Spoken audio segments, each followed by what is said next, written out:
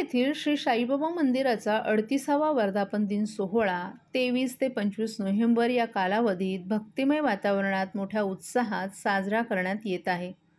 3 दिवसांच्या येथील कार्यक्रमांमध्ये ठाण्यासह आसपासच्या भागातील शेकडो भक्तांनी सहभाग नोंदवून श्रद्धा आणि भक्तीचं दर्शन घडवले। येथील धार्मिक कार्यक्रमांची सुरुवात शनिवारी सकाळी 4:30 वाजता काकड आरती आणि साईबाबांच्या मूर्तीला अभिषेक आरती तसंच 7:30 वाजता श्री दत्त या यज्ञाची सुरुवात करून करण्यात आली। भक्तांनी मोठ्या संख्येनं हजेरी लावून या पवित्र यज्ञामध्येही सहभाग घेतला। यानंतर भक्तांना लाडू म्हणून प्रसादाचं वाटप करण्यात आलं, ज्यामध्ये भक्तांनी आनंदाने सहभाग घेतला। सकाळी 9:30 वाजता झालेल्या गायन, भजन आणि कीर्तन या कार्यक्रमांनी येथील वातावरण भक्तिरसात न्हाऊन निघालं होतं।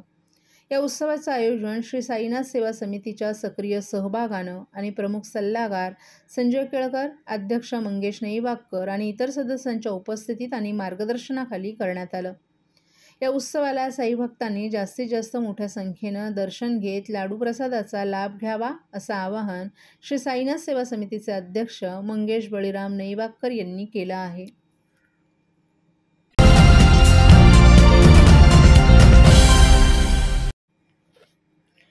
शिवसेनेचे खासदार नरेश म्हस्के यांनी महाराष्ट्राच्या राजकीय वर्तुळात एक नवा सूर छेडलाय। बिहार पॅटर्न महाराष्ट्रात राबवण्याची मागणी त्यांनी केली आहे। त्याचबरोबर पुन्हा एकदा एकनाथ शिंदे यांची मुख्यमंत्रीपदी नियुक्ती करावी अशी स्पष्ट मागणी त्यांनी केली आहे।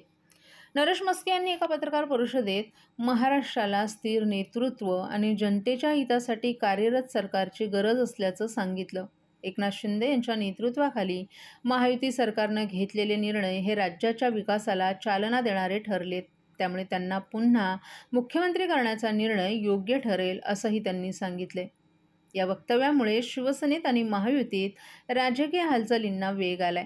बिहार पॅटर्न राबवण्याचा मुद्दा नेमका कसा आहे आणि यामागे काय विचार आहे याकडेच आता सर्वांचं लक्ष वेधलं जात आहे।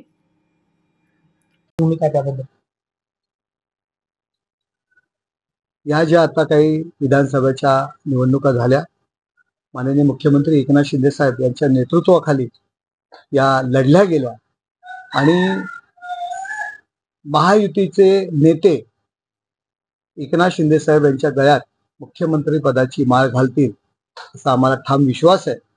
मी त्या पक्षाचा कार्यकर्ता आहे। माझ्या पक्षाचे नेते एकनाथ शिंदे साहेब आहेत आणि कार्यकर्ता म्हणून मला असं वाटतं की माझा नेता मुख्यमंत्री व्हावा, एकनाथ शिंदे साहेब हे मुख्यमंत्री व्हावे असं मला हे प्रामाणिकपणे वाटतंय। बिहारमध्ये ज्या पद्धतीने नितीश कुमार यांच्या गळ्यात मुख्यमंत्र्यांची माळ घातली गेली, त्यांची संख्या कमी होती तरी सुद्धा त्यांना मुख्यमंत्रीपद महायुतीने, लोकशाही आघाडी सरकारने, एनडीएने त्यांच्या गळ्यात त्या पद्धतीने माळ घातली। त्याच पद्धतीने माननीय मुख्यमंत्री एकनाथ शिंदे साहेब यांना मुख्यमंत्रीपदी जाहीर करतील असा आम्हाला ठाम विश्वास आहे।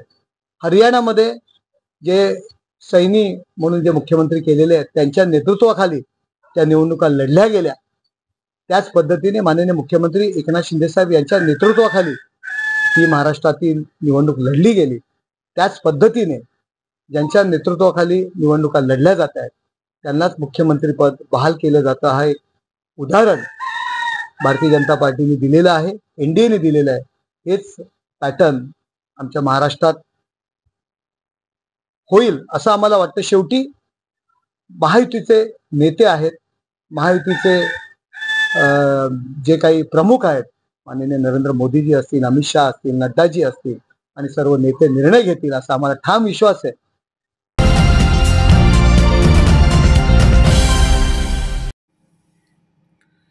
5 वर्षांपूर्वी झालेल्या विधानसभा निवडणुकीत ठाणे शहर मतदारसंघातून दुसऱ्या क्रमांकाची म्हणजेच 72,000च्या आसपास मते घेणारे मनसेचे उमेदवार अविनाश जाधव यांची यंदाच्या प्रचारात जोरदार हवा निर्माण केली होती। मात्र असं असलं तरी निकालात त्यांची पीछेहाट झाल्याचंही समोर आले। गेल्या निवडणुकीपेक्षा त्यांना कमी मिळालेली मतं आणि दुसऱ्या स्थानावरून तिसऱ्या स्थानावर गेल्यानं जाधव यांची केवळ प्रचारातच हवा होती असं आता निकालातून स्पष्ट होतंय। ठाणे शहर मतदारसंघातून भाजपचे उमेदवार संजय केळकर, ठाकरे गटाचे उमेदवार राजन विचारे आणि मनसेचे उमेदवार अविनाश जाधव यांच्यात तिरंगी लढत होती. 5 वर्षांपूर्वी झालेल्या विधानसभा निवडणुकीत संजय केळकर विरुद्ध अविनाश जाधव असा सामना झाला होता. या निवडणुकीत केळकर 19,000 मतांनी विजयी झाले होते. यंदाच्या निवडणुकीतही केळकर आणि जाधव हे दोन्ही उमेदवार रिंगणात होते. त्यातच या मतदारसंघातून 2009मध्ये आमदार राहिलेले ठाकरे गटाचे उमेदवार राजन विचारे हे देखील निवडणुकीच्या रिंगणात उतरले होते. या तिरंगी लढतीमुळे निवडणुकीची रंगत वाढली होती.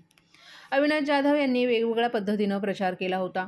ठाणे स्थानकात फलक हातात घेऊन त्यांनी प्रचार केला होता आणि एकदा निवडून देण्याची संधी मागितली होती. मनसे प्रमुख राज ठाकरे यांच्या 2 जाहीर सभाही झाल्या होत्या, तर शर्मिला ठाकरे यांनीही चौक सभा घेतल्या होत्या. एकूणच प्रचारातील वातावरण निर्मितीमुळे मनसेची प्रचारात हवा दिसून येत होती. जाधव हेच बाजी मारतील आणि पराभूत झाले तर विचारे यांच्यापेक्षा जास्त मतं घेतील अशा चर्चाही रंगल्या होत्या.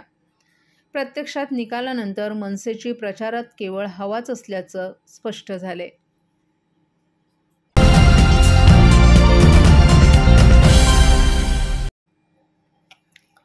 राज्यात महायुतीला विधानसभा निवडणुकीत मिळालेल्या अभूतपूर्व प्रतिसादाचा फायदा उचलण्यासाठी मागील काही वर्ष रखडलेल्या ठाणे महापालिकेच्या निवडणुकीसह राज्यातील महापालिका आणि नगरपालिकांच्या निवडणुकीचा बिगुल राज्य सरकार वाजवण्याच्या तयारीत आहे. लवकरच निवडणुकांच्या तारखा जाहीर होण्याची शक्यताही व्यक्त केली जाते. राज्यातील 10 महापालिका आणि नगरपालिकांचा कारभार सध्या प्रशासकांच्या ताब्यात आहे. महापालिका, नगरपालिका, नगर परिषद येथे लोकप्रतिनिधी नाहीत. त्यामुळे सर्वसामान्य नागरिकांना थेट अधिकाऱ्यांना समस्या सांगाव्या लागतात. परिणामी त्यांना अडचणी भेडसावतात. त्यामुळे महापालिका, नगरपालिकांच्या निवडणुका जाहीर कराव्यात अशी मागणी विरोधकांकडून केली जात होती. लोकसभा निवडणुकीत महायुतीला दारुण पराभवाचा सामना करावा लागला होता. त्यामुळे स्थानिक स्वराज्य निवडणुका जाहीर करण्यात आल्या नव्हत्या. परंतु आता विधानसभा निवडणुकीत महायुतीला निर्विवाद विजय मिळाला आहे. त्याचा फायदा मिळवण्यासाठी राज्य सरकार पुढील 2 ते 3 महिन्यात नगरपालिका, महापालिका निवडणुकांच्या तारखा जाहीर करण्याची शक्यता आहे. राज्य सरकारचा शपथविधी पार पडल्यानंतर महापालिका निवडणुकांच्या तारखा जाहीर होणार असून फेब्रुवारी किंवा मार्च महिन्यात या निवडणुका होतील अशी शक्यता व्यक्त केली जाते. जिल्ह्यातील ठाणे, नवी मुंबई, कल्याण, उल्हासनगर, मीरा भाईंदर आणि भिवंडी या 6 महापालिका, ठाणे जिल्हा परिषद, अंबरनाथ आणि बदलापूर नगर परिषद यांच्या निवडणुका मागील 2 ते 6 वर्षांपासून स्थगित आहेत. त्यांचा कारभार सध्या प्रशासकांच्या ताब्यात आहे.